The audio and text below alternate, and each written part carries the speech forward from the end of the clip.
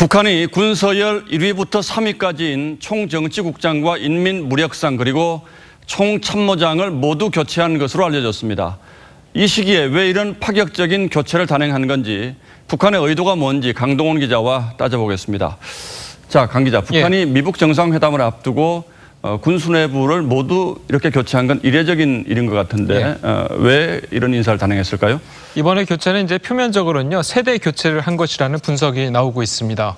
84살의 리명수 전 총참모장보다 21살이나 젊은 리명기를 임명한 것을 비롯해서 이 신임 3인방 모두 60대라는 점 때문입니다.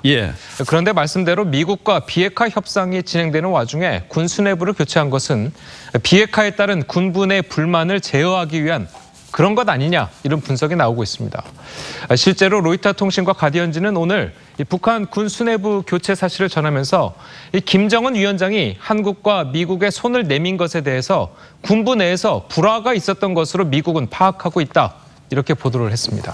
이런 정치적인 분석도 뭐 할 수 있겠습니다만 뭐 단순히 실수를 했거나 또 잘못을 저질렀는데 그동안 바빠서 인사를 못하고 있다가 이번에 한꺼번에 단행했다, 이렇게 볼 수도 있지 않겠습니까? 맞습니다. 특히 리명수 전 총참모장은 경질을 당한 것이라는 이야기도 나오고 있습니다.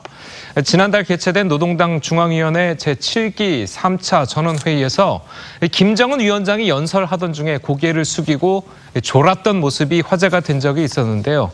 2015년 현영철 인민무력부장도 졸다가 처형된 전례가 있습니다.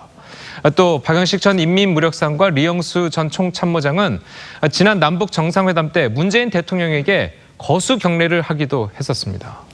자, 그런데 사실 김정은 집권 이후에 북한군 수뇌부가 유독 자주 바뀐 건 사실이잖아요. 그건 왜 그렇다고 분석하고 있습니까?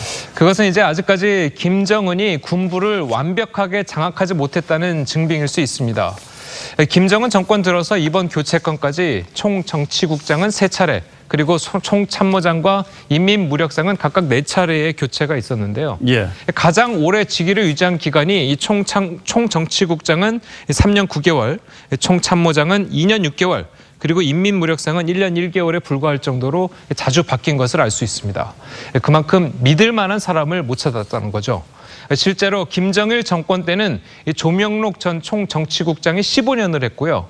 김일철 전 인민무력장은 이 11년을 각각 근무를 했었습니다. 뭐 상당히 오랫동안 근무를 했는데 자, 어쨌든 이렇게 북한 군부가 한꺼번에 바뀌고 나면 김정은이 이제 곧 싱가포르 갈 텐데 평양 비우기가 좀 불안하지 않을까요? 그 빈자리는 누가 대신하게 될까요? 이 북한 헌법상을 보면요, 김영남 상임위원장이 이 국가 수반으로서 이 통상적인 내칙 활동을 할 것으로 보입니다. 이 박봉주 내각 총리 역시 경제 정책 등을 둘러볼 것으로 예상되는데요. 그런데 실질적인 2인자는 따로 있습니다. 바로 최룡해 부위원장입니다. 최 부위원장은 김정은 위원장이 4.27 남북 정상회담과 지난달 중국 다롄을 방문했을 때 평양을 맡길 정도로 신임이 두터운데요. 하지만 백두혈통이 모두 평양을 비우는 게 부담스러워서 이 김여정 부부장이 남을 가능성도 있습니다. 이번 미북 정상회담은 뭐 대외적으로도 그렇고 북한 국내적으로도 김정은 정권의 시험대가 될 수가 있겠군요. 강동원 기자, 잘 들었습니다.